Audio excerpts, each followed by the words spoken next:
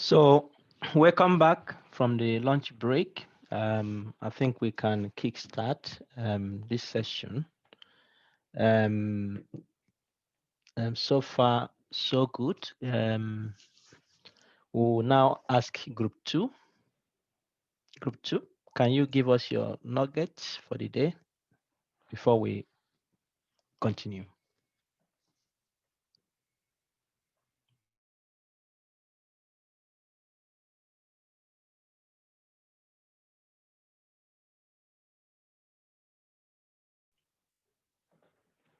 Is group two there?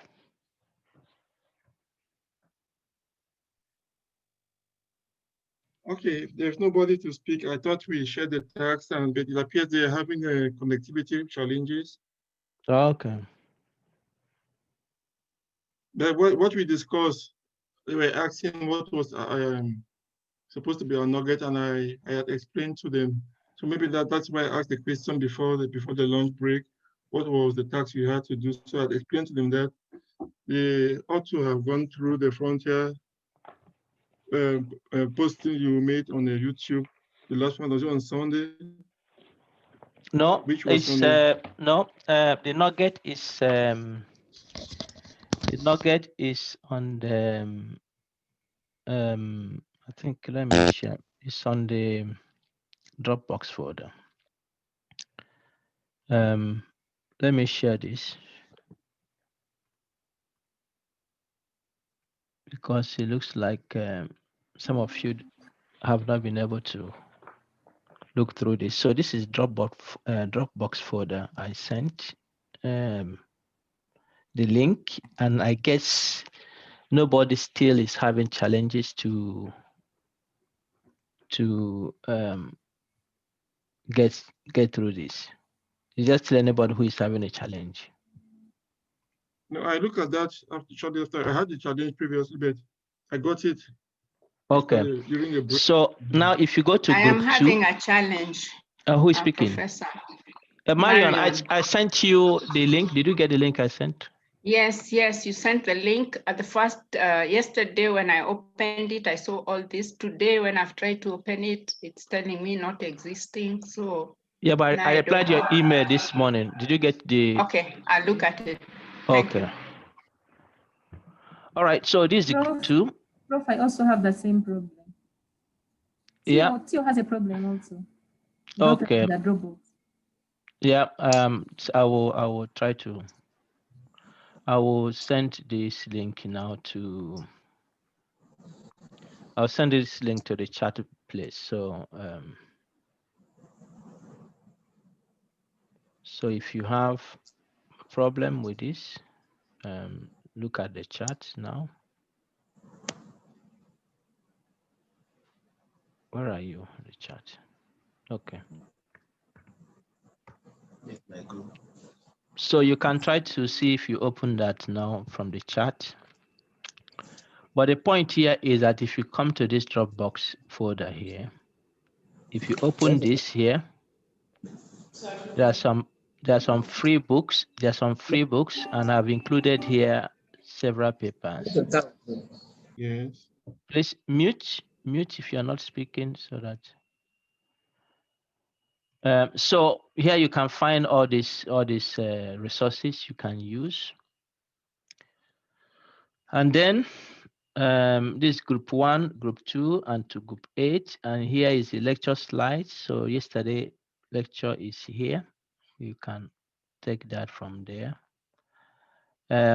Each group has the same file, same number of files, but they may be different because of the issues here. So the case studies you did yesterday was here. The project for Friday description is here. If you click this, it gives you a description of what you need to do for Friday. That is on that. For Thursday, it's here. It gives you a description here. The schedule and the members of the group here, and then the nugget for group 2 is here. So what I expect you to do is to read this nugget. You can see here they have extracted the key point here, but read this new nugget. In 2 minutes, tell us what this guy is saying here with regards to the reproducibility. And you can give us catching quotes you think you can extract from here so that we can use that. So group 2 seems not ready because it looks like you have not read this and discussed within yourselves. So I'll give you another time because this needs to happen. Group 3, I mentioned that you will come later on. So group 2, let me see what I have here now. Group 2 will group 2 will give us their point before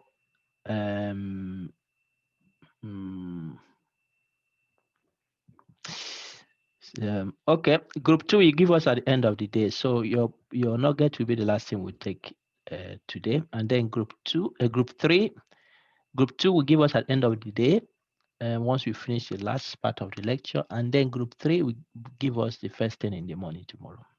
Okay, so that will give everybody the chance now to look at the Dropbox, and I will stop sharing. I've given the link on the chat. Is anyone still having a problem getting that?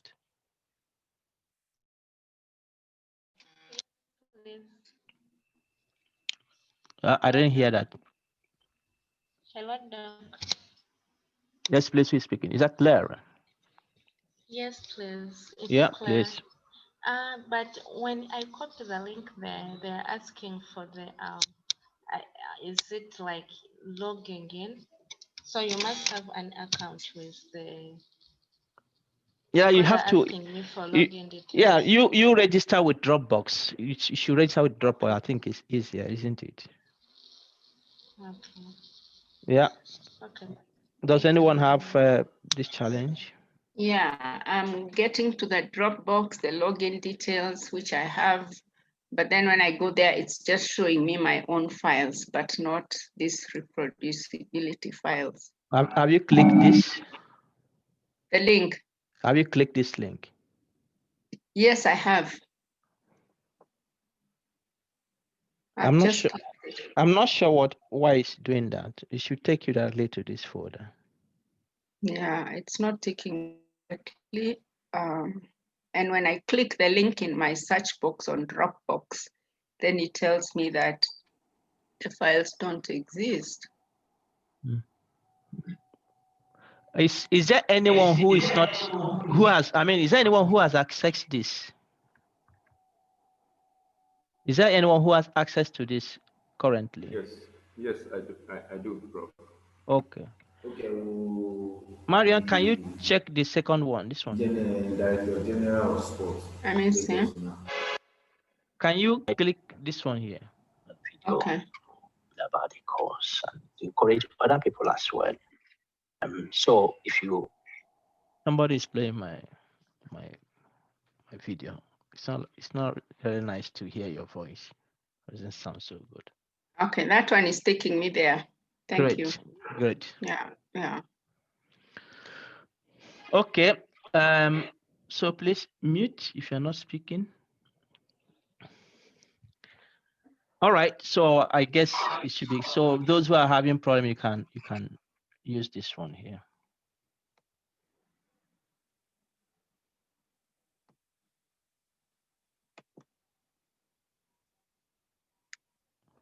All right. So this is what we want to do now. This is what we want to do. We have discussed issues related to reproducibility, and one of the issues we have seen, many of these papers have gone through peer review, and what happened was that they escaped the peer review process and got published. Eventually, it was found that these papers were as a result of misconduct. And so some of them went to extent of being fraud. So in terms of peer review process, somebody mentioned yesterday, because the peer review is like a gatekeeping for scientific soundness. It's a gatekeeping. And we have primarily, there are others, two peer review processes, conventional, and we'll have the open peer review. I've given these links here, which I've posted in the chat. I will post it again so that you see that it's the latest link you have there. I will send you to the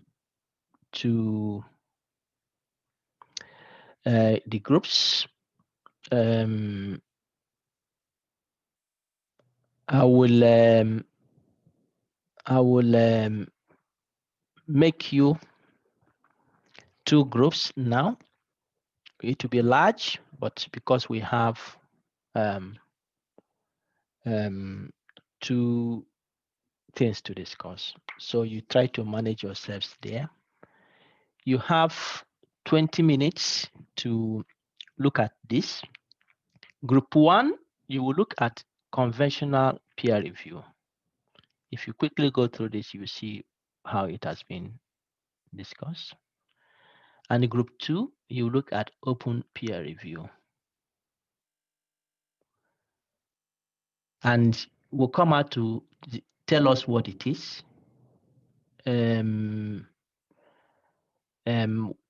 We compare these 2 and see which one is better of these 2, and to look at them, why and why, how is better, advantages and disadvantages of each. So you tell us the advantages and disadvantages of each of these.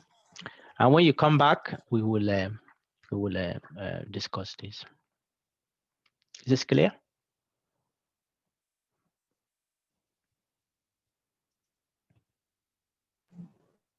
So how are we grouped?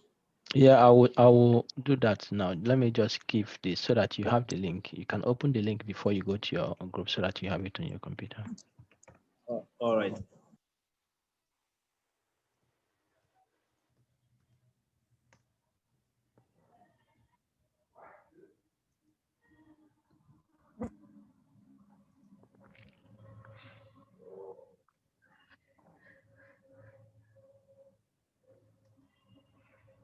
So everybody has the link, because now I will. Not yet, sir. Yeah. Yeah, you can take the link before you join. And so I will call you back in 20 minutes. I open the room, you can join now.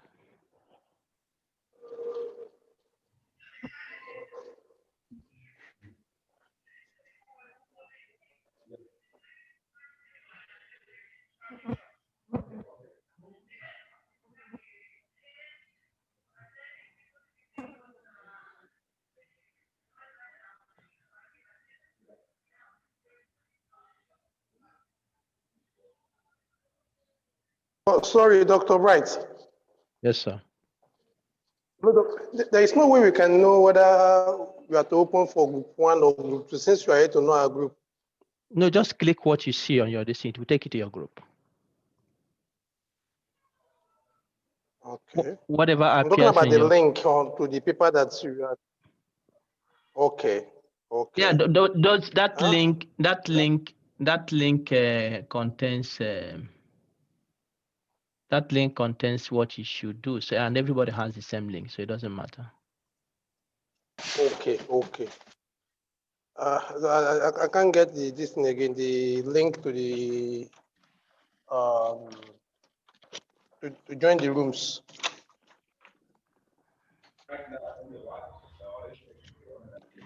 You didn't get that. No, I got it before, but it has gone.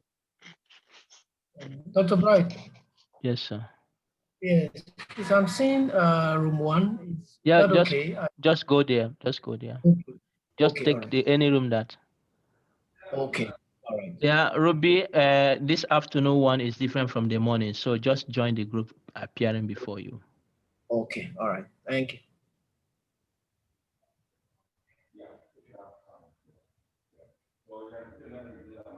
Olayinka has joined, isn't it? Group 2, group 1.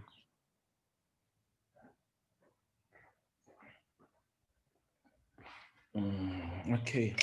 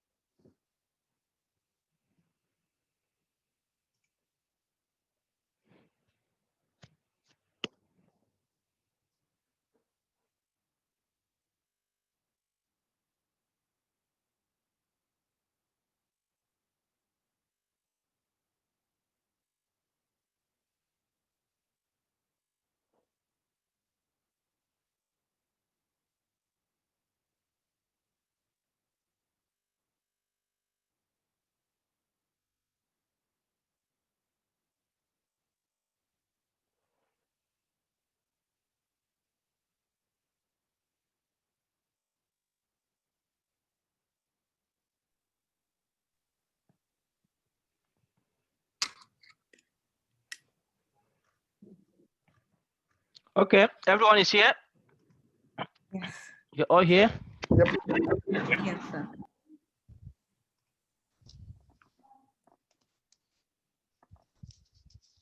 So let's hear from group 1 now.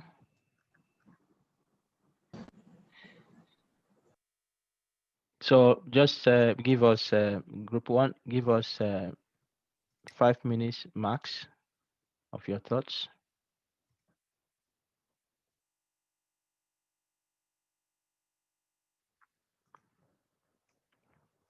Group 1, are you there? You speaking? I am Amanda. Great, go ahead. Okay, so group 1 looked at the conventional methods, and for that, oops, the screen keeps. We said that looks at the single blind form of review, and it's the type that the reviewer is hidden from the author, but then the reviewer knows who the authors are, and it's from the paper, it seems the most common form of review so far. And why it is advantageous or better to use this is because then it allows for the anonymity and impartial decisions on the part of the reviewer. Because he does not know who it is, it makes it easy for the person to be able to assess the paper very well, which in turn eliminates biases on the part of the reviewer. And also, the screen keeps up. Also, then not knowing the affiliation, as I mentioned earlier, makes it easier for them. And then it ensures credibility of the review that has been done. And then the disadvantages is that the reviewer may use their position of anonymity to unnecessarily judge the paper or take decisions that are not quite to the advantage of the authors. And also it does not have transparency in the sense that because the authors do not know who reviewed their work, then follow-ups and all that becomes very difficult. And then it raises concerns from on the part of the authors who is reviewing their works, their credibility and ability to be able to assess the paper very well. And then the other aspect is so which one brought a lot of debate as to whether it's necessary for authors to know who the reviewer is or not.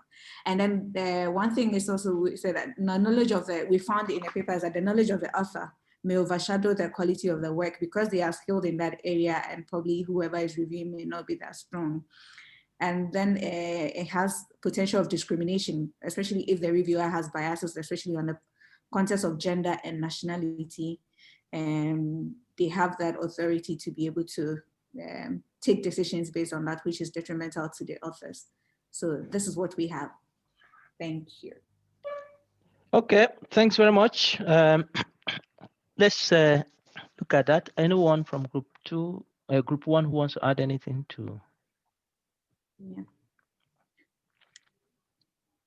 Okay, let's group 1, group 2 tell us what they have, then we can discuss. Could I share this slide? Screen, you want to share screen? Yeah, just 2 sides. Yeah, go ahead.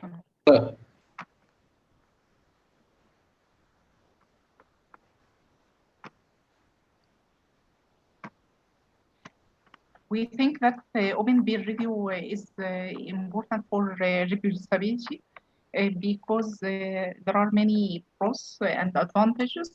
It encourages other reviewers and academics due to acknowledgement and reputation they gain from publishing their either their reviews or the discussion they gain with authors.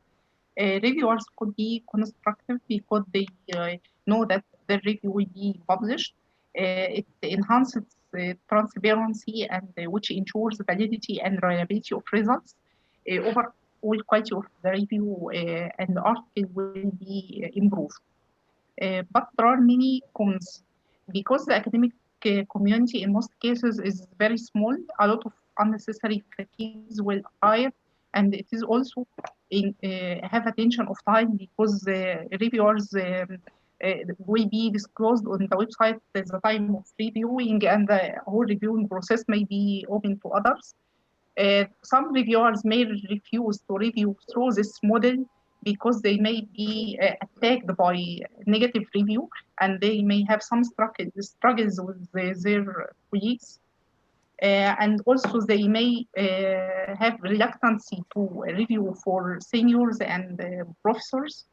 They have fears of being known of negative reviews or known by several rejection in academic community, which may impact their image in the academic community. They also may hold the tone of criticism because they know each other, even if they have no conflict of interest and no relation with the authors previously, but they may know each other's. So we have to balance between all this through a process. We don't know how we can editorial board balance this one.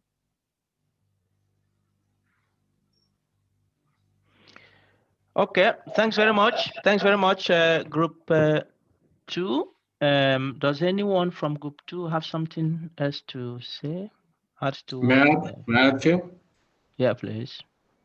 So one thing that I want to add is that it doesn't encourage young researchers to be part of this review process. I mean the young generation, the young researchers, mainly they will not be you mean the open review? In the open review process, yes. Okay. Most of the time, that is the seniors will dominate. Well, I'm not sure whether that is the case. Does anyone agree with what Zelalem has mentioned? Hi, Duncan here. Yes, I think Duncan. what Zelalem is trying to say that the researchers were on the lower peg in terms of academic careers would probably be very reluctant to peer review in this case, since their names will be published, and probably in, like other journals, they actually put your whole report there. So it's a question of also confidence. with what you are doing. But I do agree, the younger reviewers, as you know, all journals are looking for reviewers all the time. I can imagine that a postdoc who's just coming off will be so reluctant probably to review in this way. Yeah, then the other thing, I don't know if I missed this, but the one thing as a reviewer myself, I know that in open review, I tend to spend less time holding on to a paper as compared to conventional review, because I don't want my name to go out there that I held a paper for 39 days before I submitted my report. Yeah. Okay. But Duncan, Duncan, you had, I mean, you have had a good experience in peer review process, and you have reviewed for both conventional and open journals, open review journals. So what is your psychological state if you pick a paper from conventional journal and you pick a paper from open review journal? What is your psychological state? Do you have any tension, any thoughts of how to approach them? Honestly speaking, I think one of the drawbacks on the conventional review is because my name won't be reviewed. Probably I won't do as thorough a job, and I can actually keep on postponing review on that. You know, pressure of life. You are trying to get a grant. You're trying to write a paper yourself. But if I accept an open review, basically everyone is seeing what I'm doing. If they said 14 days, I really want to hit that maybe by 12 days to make sure the paper goes back to the editor.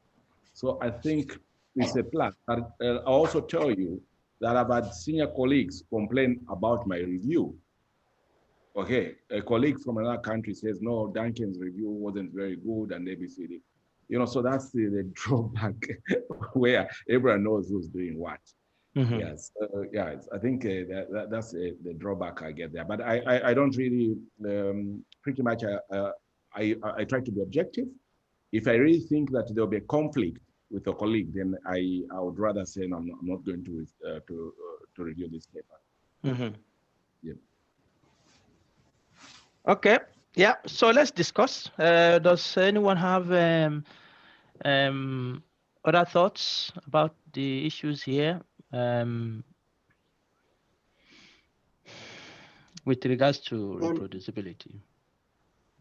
John is here, please, Prof. Yes, please go ahead.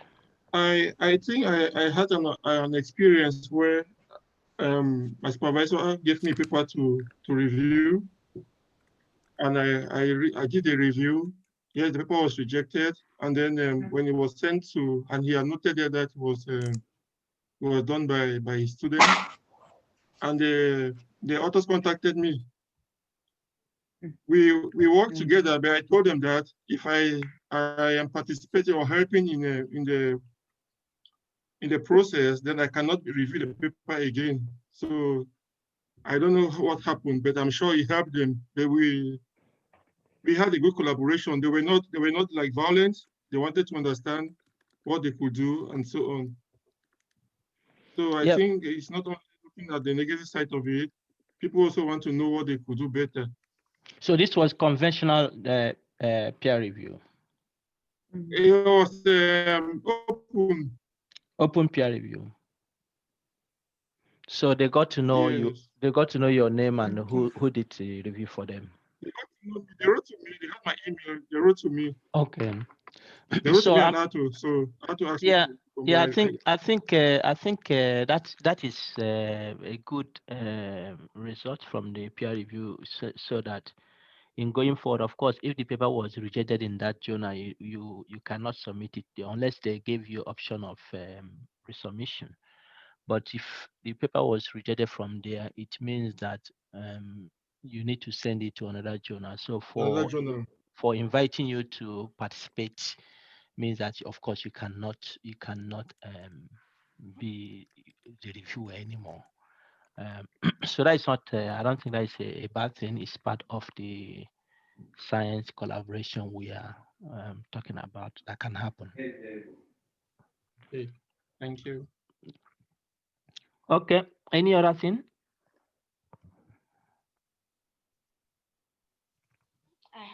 have a question. Yeah, who's asking? Yes, this is Claire. Okay, Claire. Yes, I have come to note that there are sometimes I get a lot of emails, some in my spam, some direct in my inbox, of people like different journals asking for review or to contribute, to ask me as a reviewer to contribute. This came after I published some 2 papers out there. So I think they read the papers, they read the abstract and everything, and then they are writing. So like I've been rejecting or ignoring all these emails, I'm afraid of maybe predatory journals and all that, and I don't want to associate myself with them and all that. I don't know why and how come that many people be inviting you for such things, like really when you have not worked with them before. Yeah, lots of things are happening, Claire, and I think many of us can see that. Yesterday when we discussed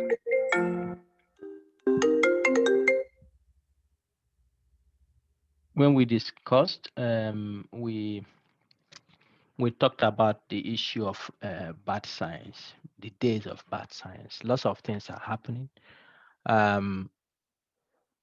Many journals, mushroom journals, tortoise journals, pediatric journals, they are all there trying to hoodwink scientists, and some people fall into their traps.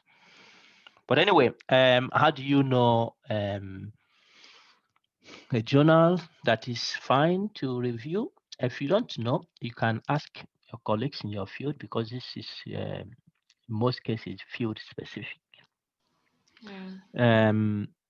But there are also databases that you can also use. For instance, in the medicine and biomedicine and health, you can, for instance, go to, let's say, PubMed, type that journal to see if it exists. If you have doubts, you can use other databases like Web of Science, so things like that. You can also Google search the the journal to see if it's real. You can have an indication of that, and you can follow up. Yeah, but many things are happening. I think the conscious approach you take is what is required, so that you don't fall into some of these fake things that are happening out there. Sure. That is the Thank word you we very much. yeah. Amanda, you're raising your hand there. We had a discussion in our group about the authors knowing about the reviewers. So given that the journals have the final decision to whether to accept or reject, and then they see the name of the reviewers and end up thinking the decision was from the reviewers, and they go attacking them. For example, this one, the gentleman mentioned that they contacted him personally. What happens in such a situation? You're attacked because they feel you contributed to the rejection, but for all you know, it wasn't like that.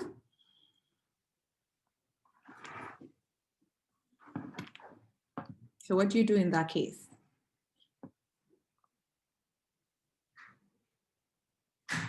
Oh, hello? Do you hear me now? Yes, I can hear you now. Yeah, I mean, in the case John mentioned, I don't think it's anything bad there in that case, except where people become aggressive and not happy or insulting. No, you are not allowed to do that, because that is the if you know the review process is the reviewers may have strong influence on what happens, because if a reviewer has done a good job, then the editor will usually try to read carefully and balance the decision. Of course, some reviewers have influence on the editors, but it is not the reviewers who make the decision. It is the editors who make the decision, and the editors will carefully look at what the reviewers have recommended. That is one. The second thing is that in most cases, the papers are reviewed by at least two reviewers. So the editor will have to take into account those two perspectives to make that decision. But if you're a researcher, a scientist, rather than going to the reviewer to spend your energy fighting over that, I think you should just move on to take the good comments you have provided and then try to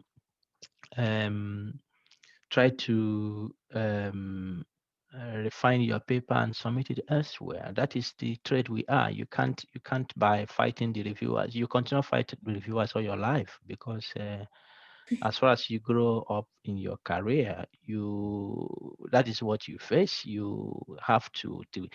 I mean, the peer review process is not entirely perfect. It's not a perfect system because lots of things happen there as well. Really, some dirty things happen. Of course, we have to acknowledge that. But that is what we have as a researcher. You get your paper rejected, and you have the comments. Look at the comments. If they don't make sense, okay, that is your decision. Just move on and submit to another journal. You have time to do that. If you begin to lose that time to fight the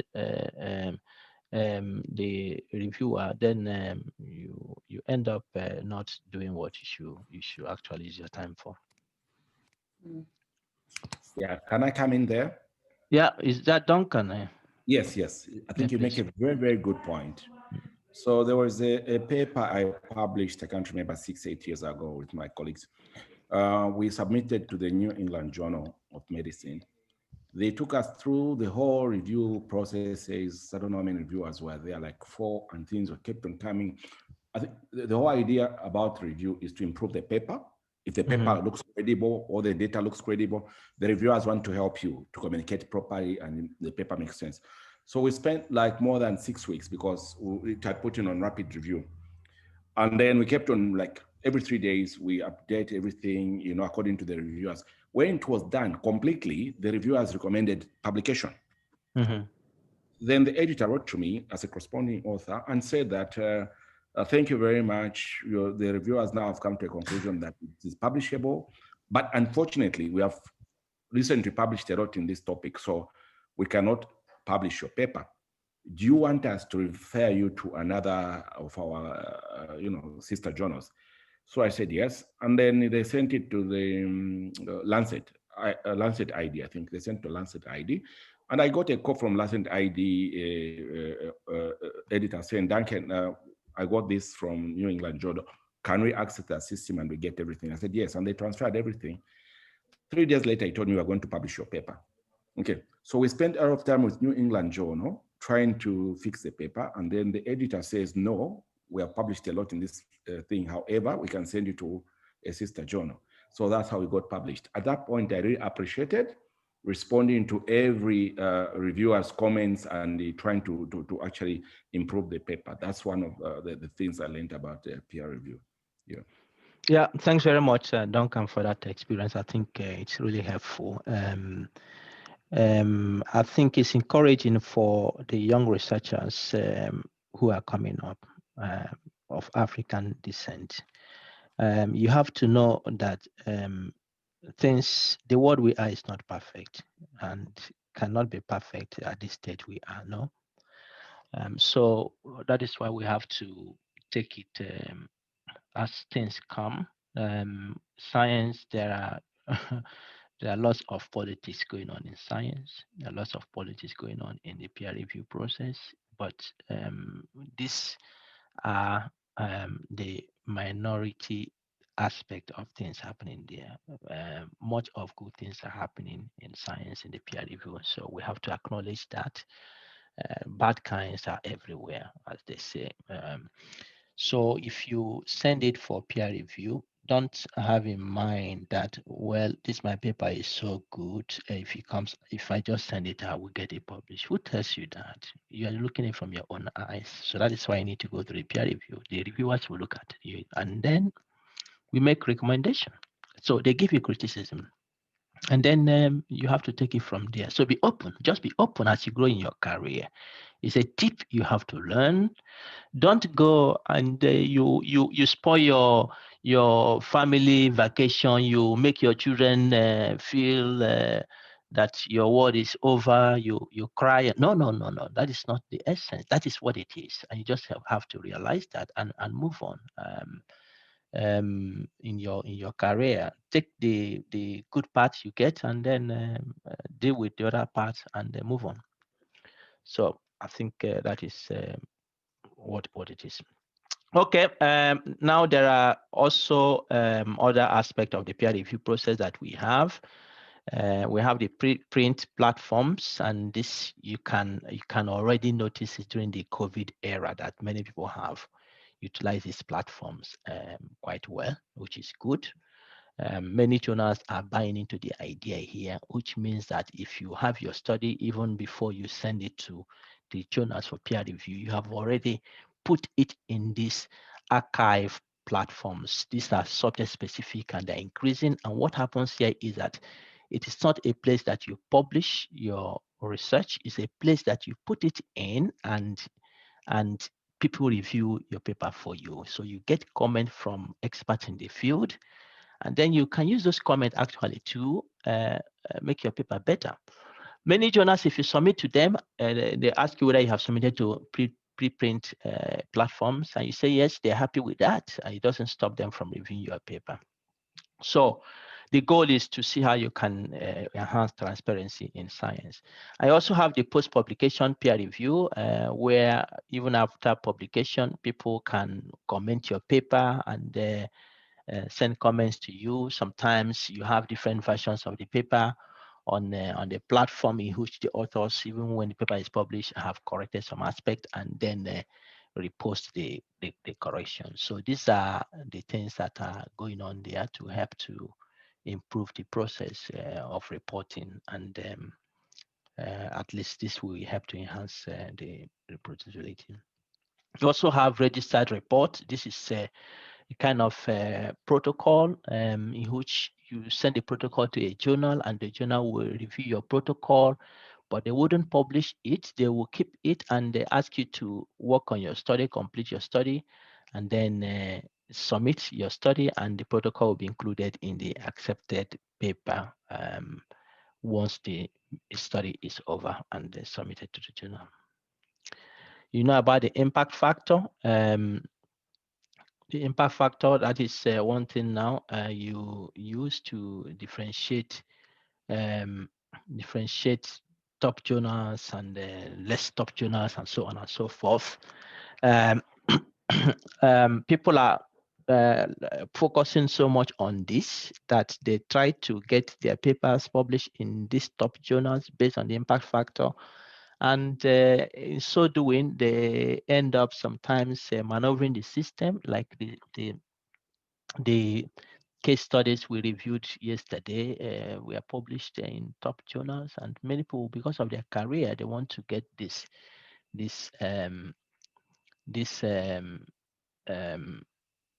papers published, and they manipulate the data, they manipulate this process, and then their papers are published, of course. But what happens? So the impact factor, we need to be careful in dealing with that, using that to judge how important a paper is, because it's not always an indication, of course, of how important a paper is. It's an indication of maybe how important the journal is, people may see. So this is the way it's usually calculated. You can see, so the number of articles published in a journal within the 2-year period cited, and then the number of citable items during that period. So you divide that and you get the impact factor of the journal. We don't have time to deal with this, but you can think about this. To enhance reproducibility, should we abolish the impact factor of the journals as we currently have them? Academic incentives and reproducibility. You know that Across the world, your publication output is a key indication of contribution to the to science, and then you get incentives from that. And also, for instance, incentives can come from when you get funding and so on and so forth. So we have academic incentives that come up with reaching a milestone. You publish in the New England Journal of Medicine, as Duncan was describing. I guess that once the review was going on and there are some positive signals, he was happy really. That will keep you really sleepless, because getting your paper in New England Journal of Medicine, which is the toughest medical journal in the world, it's a big milestone. It's a big milestone. Your university will celebrate that really, and will put you on the front page of the university because it's a big milestone. And when you apply for promotion, believe me, Duncan is heading an organization, and he's one of his employees are applying for promotion from him, and he has published in New England Journal of Medicine. I tell you, he he feels good to sign such a paper. So once you do, or you get a big funding from funding organizations, it's a good signal, and they promote you. Of course, it has always happened. Yeah. And when you have these milestones, you are actually in a position to negotiate what you want. And if the university values they can't resist that, you know. So these are the things we have, and even in the other world, other parts of the world, professional world, people work is just what happens. And so researchers are incentivized to produce novel findings. If you don't do well as your colleagues, the opportunities are reduced. And that is what we find there. And you can see, because people want to get this, people want to get promotion, people want to be recognized. As we saw from the morning, want to make my boss happy, want to get promotion, want to get a green card. The effect it has in reproducibility. We need to think about it. Of course, we need to reward success. We need to reward it. But how do we do that? And that is where we get, and that Right. yeah, yes, Can Les. I add something to your earlier slide, if you don't mind? Yeah, please. This one here. Yeah, you know, in the UK, if as a researcher of a university, if your output from your published work, you know, you submit, and as an early career researcher, you get to be on the ref where the government would see your output, and then they will give you research funding. Then you can do more research. So that is the benefit for researchers as well, you know, not just personally, but for your university. Yeah, that's great. Thank you. Thanks very much, Lee, for that. Yeah, so it's good to support the research so that we can do more. But it also comes with individual benefit, because the university will recognize you and also promote you. If you don't make such milestones, it's really difficult to get that. Okay, so that is really the main thing we are going to discuss today, the great debate we are going to deal with this afternoon, and that will constitute the end of our class today after this debate. So what we are going to do here, I'm going to divide you into two groups. I'm going to divide into two groups. And in two groups, you are going to take 20 minutes to prepare.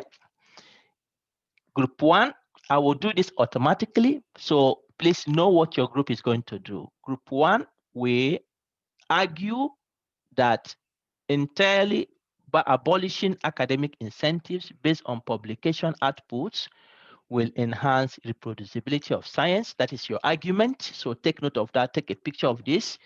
Group two, we argue that entirely abolishing current academic incentives based on publication outputs will not enhance reproducibility of science. And then group three, we argue that to enhance reproducibility of science, there is need to replace current incentivizing scheme based on publication to a better scheme. And the issue here is, what would you propose as a replacement? So this is what you are going to do, and I hope everybody is happy. So whichever, don't make any preference now because you don't know the group you're going to end up with. So I would distribute you. Do you have any question now? Okay, so I will now automatically assign you, and I will call you back when it's 20 minutes. See you soon.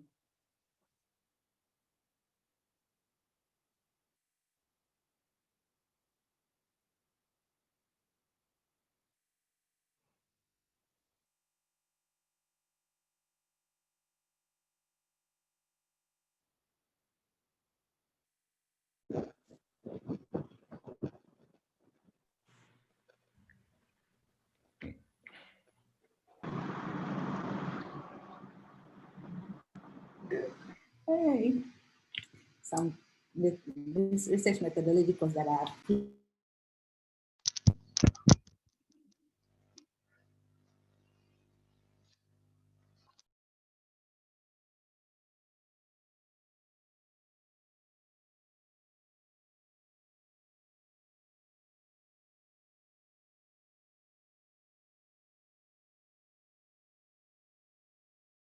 Okay, everyone, welcome back. You are now ready. So each group, quickly, 5 minutes, give us your top up argument for the choice you make. So let me show the this thing again so that you can. Okay, group one. Who is speaking for group one? I'm really timing you. Okay. Group one will be done by Amanda. Great. Okay. So we were looking at whether entirely abolishing academic incentive based on publication will enhance reproducibility. And our arguments are in 8 points. And our argument is that yes, because it will, first point, yes, because it will eliminate competition. And eliminating competition will help people focus on the goal of research, which inadvertently will lead to reproducibility, as against focusing on competition and coming out with works that do not observe the protocols for reproducibility. Second point is that it will encourage making data protocols available to others so that they can reproduce. The argument is that if we are focusing on individual publications and promotions, then people will not be ready to share their data or follow the right approaches that will enhance others to reproduce. Then the third point is that it will encourage patience in research and coming out with the rigorous procedures, because we are in a rush to come out with researches early and encourage promotions and others. So people do not really take their time to come out with the guidelines that will help others reproduce. And also it will encourage mentors, old career personnel to mentor younger ones who will be able to follow the research processes very well. And then it also encourage collaborative research, because people will be ready to share their steps with others, and then they will come together and reproduce. And also increase public trust, because then they know that the people are coming out with the right science and not just any findings at all. And it will enhance coming out with valid findings as against fraudulent data. Because if I know that I have to put out the right work so that I will get what is required, and not just because I have to come out with something that will encourage people to follow, and then I get the incentive for promotion, then I will come out with data that will help people to reproduce. And it will make institutions less focused on quantity as against the quality, which is good science. So if you focus on quality work, then people are more likely to come out with works that will enable others to be able to reproduce, as against rushing and coming out with any forms of research. And finally, that it will encourage funding for reproducibility. Because people are interested in novel works, they are more interested in funding those works as against reproduced work. And so if there's a focus on that, as against the coming out with just novel works, then people will be ready to work in this field and get funding for it. So these are our arguments for why, if it's abolished, then we will be able to have works that are reproducible. Fantastic, Group fantastic. members, Fantastic. Thanks very much. You have raised your points. Does anyone from that group, you have 2 more minutes. Amanda was quite quick to meet the time. You have 2 minutes. Something to add to that?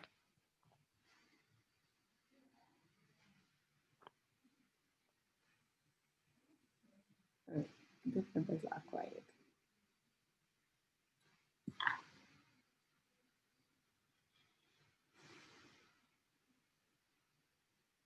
Nothing extra? Okay, let's go to group 2.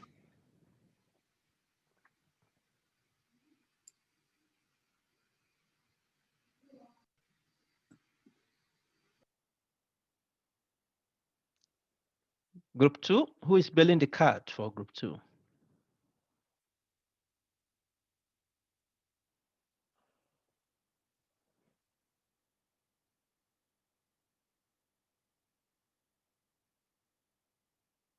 Is group 2 here?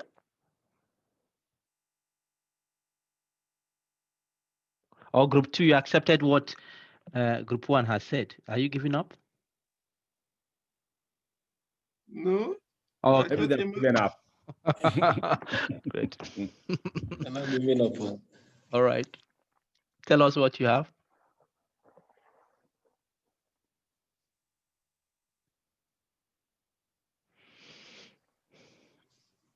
I'm not yet hearing group 2.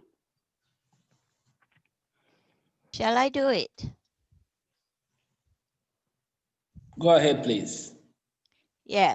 So group 2 said debate is entirely abolishing current academic incentives based on publication outputs will not enhance reproducibility of science. Our group says that if there is no rewards, the researchers may not be motivated to do research. And when you're not motivated, then it decreases productivity. It's discouraging for researchers. And when you are not able to publish your work, you're not disseminating new knowledge, then you're wasting funding. And there's also repetition of studies if you don't publish. Um, and you're not publishing your protocol and data, so people may not get access to all this. There's no recognition of your work. You may not get, you are unable to get, or there's decrease in funding for further research. This can also lead to unemployment and inhibits professional and career growth. It will not enhance reproducibility of science. And I think that's all. And increase the level of unemployment. Is that okay? Anybody wants to add in the group? You said our mind.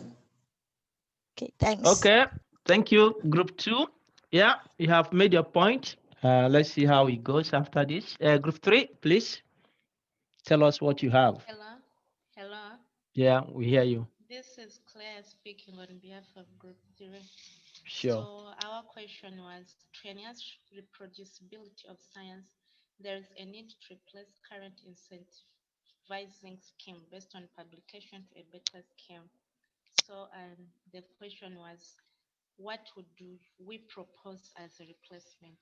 So one of the things, the first thing we said that there is a need to change from publication to application. You'll find that most institutions, either they'll like mine, how many publications have you made in a year? But do you really put in practice what you have published? For example, your research findings. If you did a research and then you found out some specific findings that need, there may be people need particular support services. Have you taken a step to apply? Either you can win grants or maybe collaborate with other NGOs or other people can help in making sure that the people got the specific services. So institutions can mind more on application than just publication and putting their documents out there. And then the second thing we said,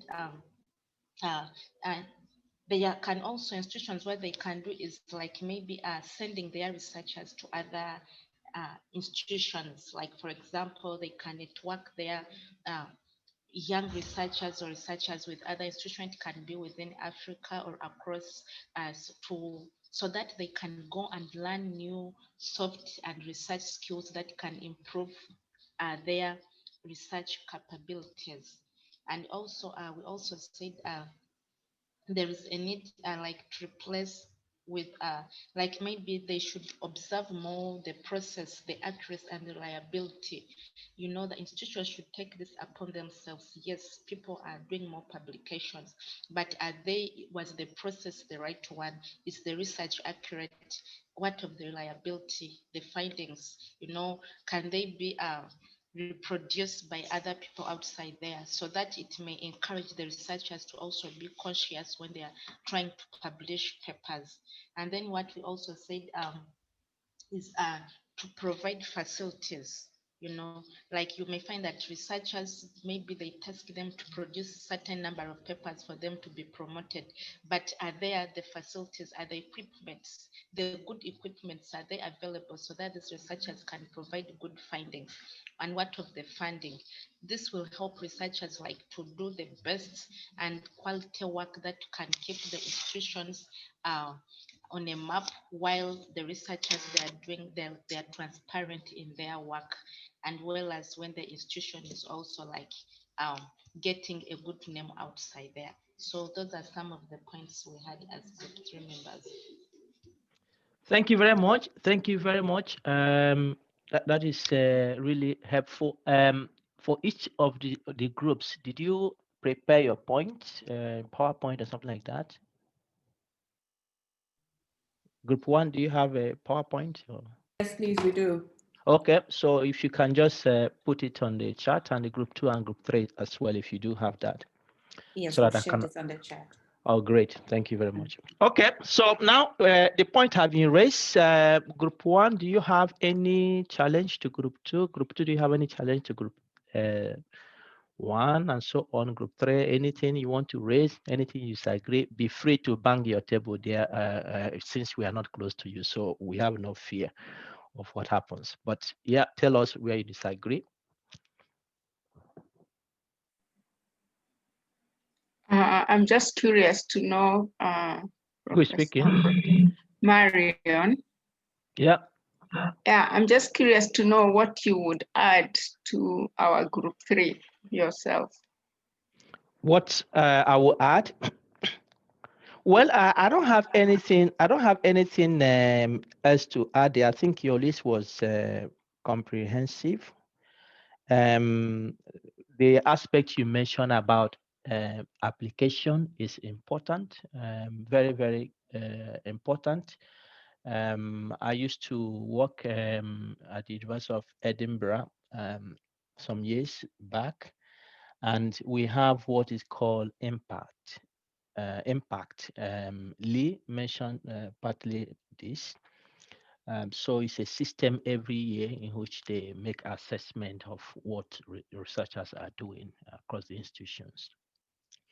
But their assessment of impact is not just publication.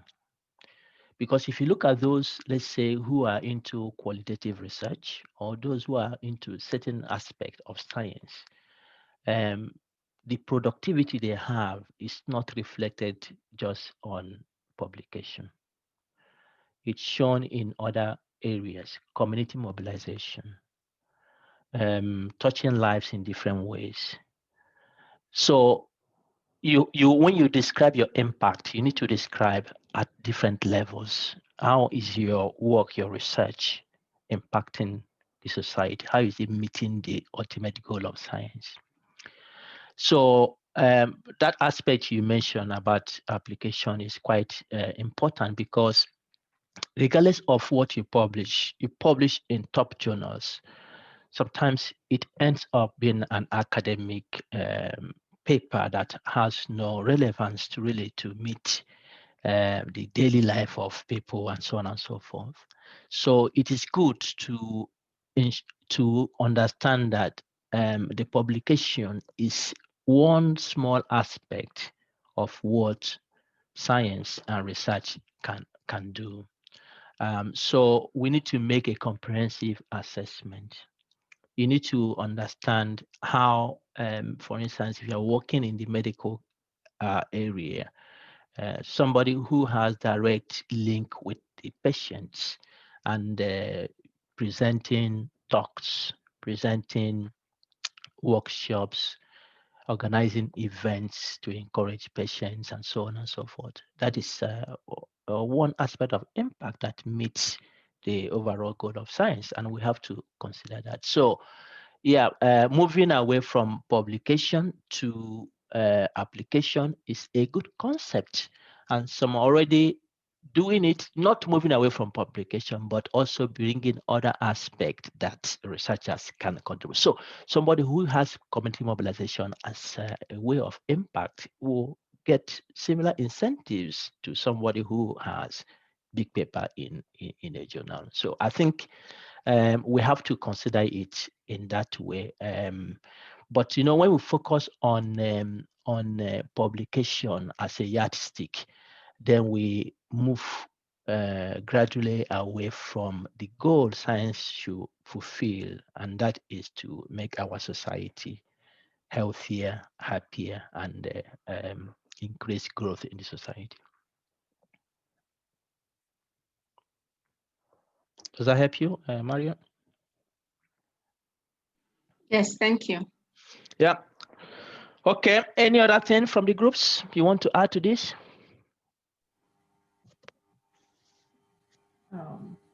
I have a challenge with, this is Theo. I have a challenge with the word entirely abolishing academic incentives.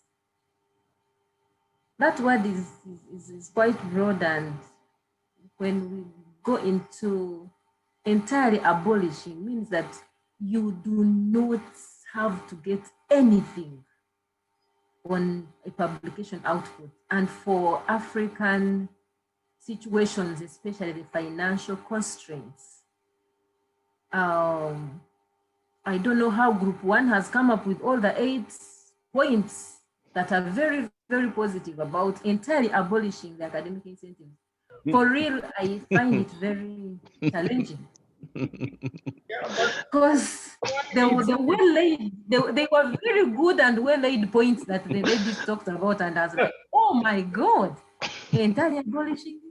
I mean, Yeah, Theo, I think if you just stop there, let me speak. You can see that people are already expressing their emotions and laughing about this. But I think this debate has achieved what it aims to achieve. I think is to get us thinking about this. Actually, we came up with one point that said that if we're supposed to go against that, reproducibility is not just, especially on the point of competition, and the fact that it will eliminate competition. We said competition is not the only thing that inhibits reproducibility. So if it takes away competition, it does not necessarily mean it will encourage reproducibility, because there are other factors that contribute to irreproducibility. So yes, we thought about other aspects, but then we're supposed to argue for. So we're supposed to come up with our points that will make a case that if we did, this is the benefits we're going to get. Yeah, and Theo, you shouldn't separate this from the incentives, you know, as part of the incentives. Yeah, but now, that's what I was trying to. Yeah, as you go, just take this as an exercise in discourse for the purpose of debate. Just take it for that. But in going forward, I think this brings to mind for all of us to think. How do we view what we do?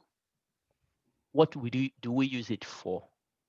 Is it to gain promotion, or why should we publish important papers if eventually it doesn't get to be used to improve the society, and the one who publishes doesn't even care after that once it is published? So how do we do this?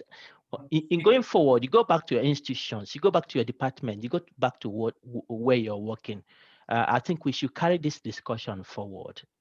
What we have, and this issue is not new. It's a concept people have been thinking about as well. And as I described from the UK, it's not entirely abolished anywhere, but it's used to describe that there are different ways people contribute to science in the institutions and the societies. Okay, is someone trying to say something? Yes, right. Yes, Eman, please. As you discussed and you said before, there's making research output in the form of publication as the only point of promotion and as the only outcome of universities makes the only job of the university is to do research. There are many ways for the university and for researchers and faculty members to participate and to help the society and to make the specializing or specific outcome or participation. If we look at all most promotion laws and most incentives only depend entirely on publication as a research output and also on patents application because this is maybe may reflect the current situation for the academic indicators of higher academic institutes performance, which makes the point of academic performance in the form of research output, number of publications and number of citations. And this point needs to be corrected and improved. Okay, thank you very much. Any final thoughts on this from anyone? Can I add something? Yes, please. This is just about group 3. In the European countries, they have this like Horizon 2020, where different countries can come together and apply or collaborate together and apply for funding for the good of the society, and whether it's within Europe or nationally. What they do in what I know of a project is about aging. So more and more people are, the population of the older people is increasing. So with research and collaboration, we will get no more information or more knowledge about older people and how to live well and healthy, especially those with long-term conditions as well. Is that helping? Yeah. Yeah, thanks, Lee. That is important to note. We need to do that in Africa. And even it needs to start from the microscopic level, at the department level. People should know that our goal is to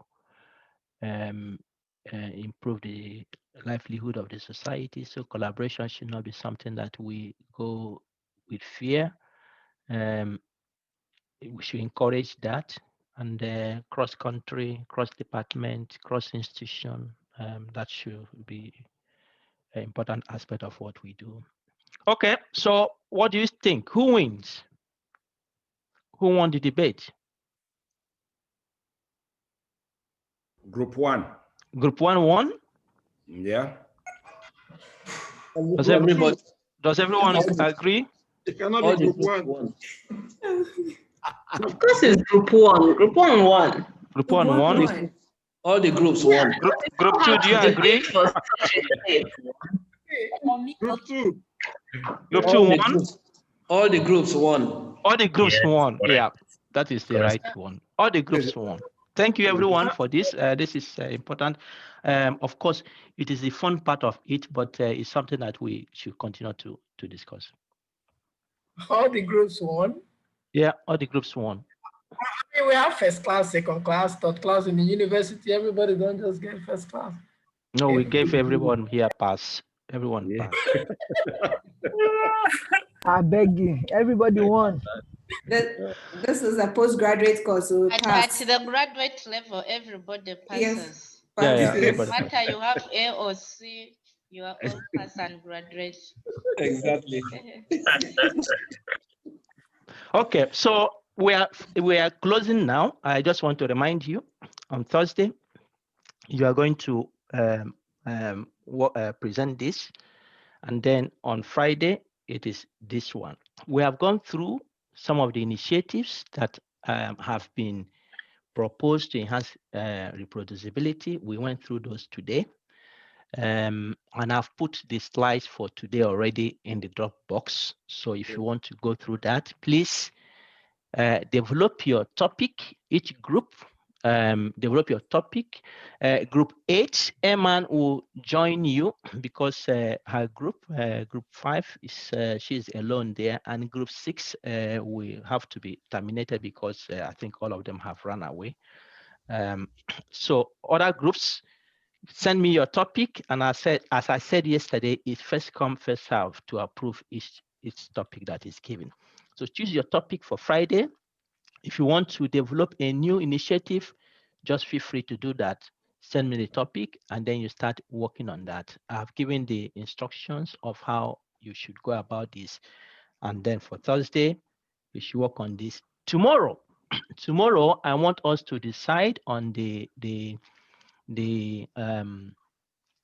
questionnaire. So you should be at the questionnaire stage latest by tomorrow after lunch, so we can harmonize the questions that should be used. And once it's harmonized, we put the questions in Google Forms, and then we all fill it in, and then you can start your data processing from there. Okay. I don't know if you have any final question on this before we close, and I will send you to your groups if you want me to do that, or unless you have developed other ways of a meeting. Just let me know. Yeah, Dr. White, I'm still. How does project for Thursday differ from Friday? Yeah, if you read them carefully, you will see the difference.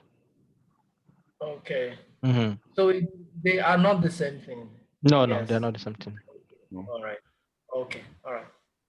Yeah, we can. You can send us to our groups, please. Right, for the lectures is not present in the Dropbox. Did you put it in The the slide? Yes. No, it's there. In a separate folder or in one of the previous folders? No, it's just a minute.